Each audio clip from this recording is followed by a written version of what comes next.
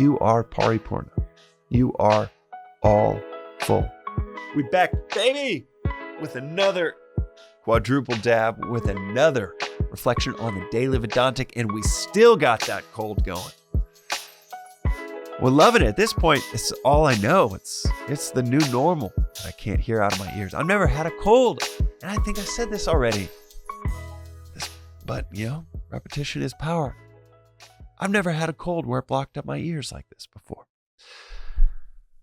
Moving on, though, today's reflection is, I make a point to not use many of the Sanskrit terms within these reflections because they can just kind of be a distraction from the language that, I and you presumably speak much better. But there's one Sanskrit term that I love that I think is worth all of us learning. And that is Paripurna. Paripurna. It's this Vedantic principle of all full. And it is an articulation of what God is and what this philosophy says you are. Deep down, beneath all of these illusions of needing this and this and this, I need this and I need this, all of these things to exist, or all of these things to be happy, and I need this and this and this.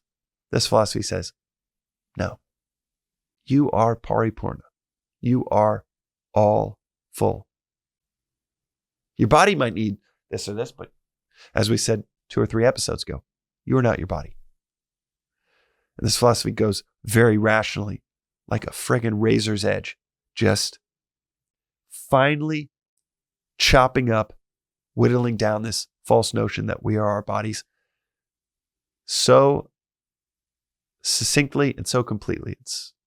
It is. I don't know why we in the West only discovered these concepts like 200 years ago.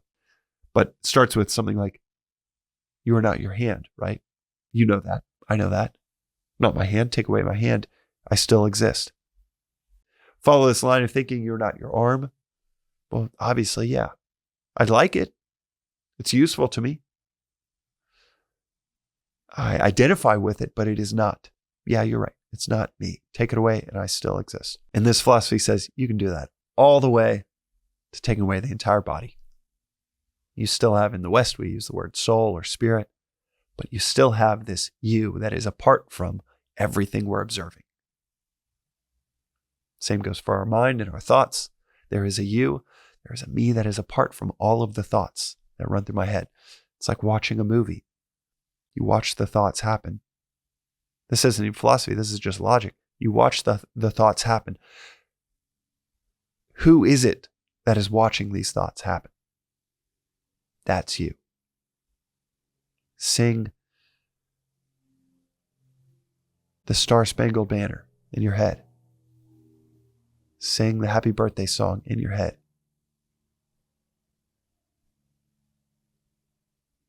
I'm doing it right now. Who is that you that is listening to it as you sing it in your head? That's the real you. And what this philosophy says is, well, your thoughts might cling to certain things that they need. Your body might cling to certain things that it needs. Your body is not all full. It's not. Another translation for Paripurna would be complete. Your body is not complete.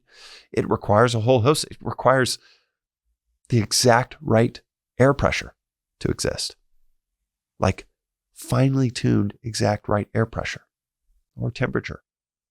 Modify those, the tiniest amounts, modify the air pressure, go up to space, and boom. Your body's not going to exist for very long. It needs a whole lot of things. But the you that is you apart from all of these things that we think are us,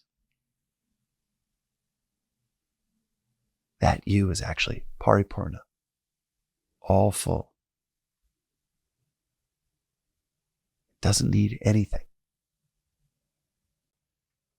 Doesn't need that house, You've been eyeing on Zillow. It doesn't need that promotion. It doesn't need that other person to like me back.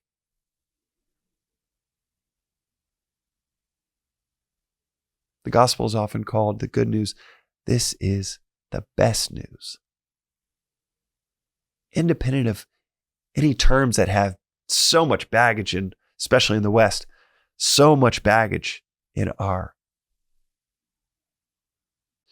liberal usage of these words like God, or divine, universe. Just, you can actually disconnect from all of those and just connect these two, you and Paripurna. Who we really are. All full. And it is the illusion. It is Maya. Whoops, I threw in another Sanskrit word. But it is the illusion. Like the mirage that convinces this all full us that no, I'm this body in this time, in this space that needs these 10,000 things. And this philosophy posits that maybe you aren't this body that needs these 10,000 things. Maybe deep down, who you really are doesn't need any of it because it's all full.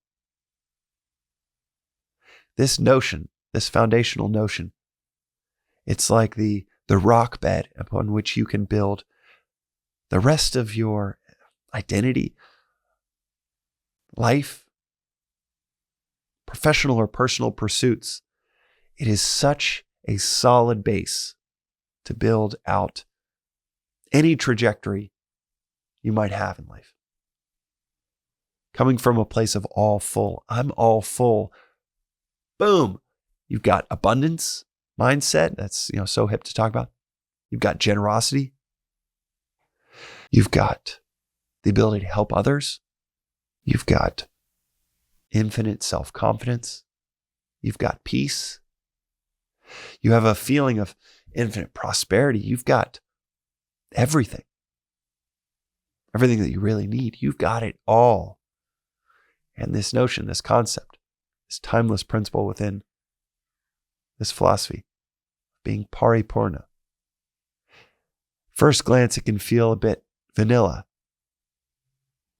And then, as we reflect on it,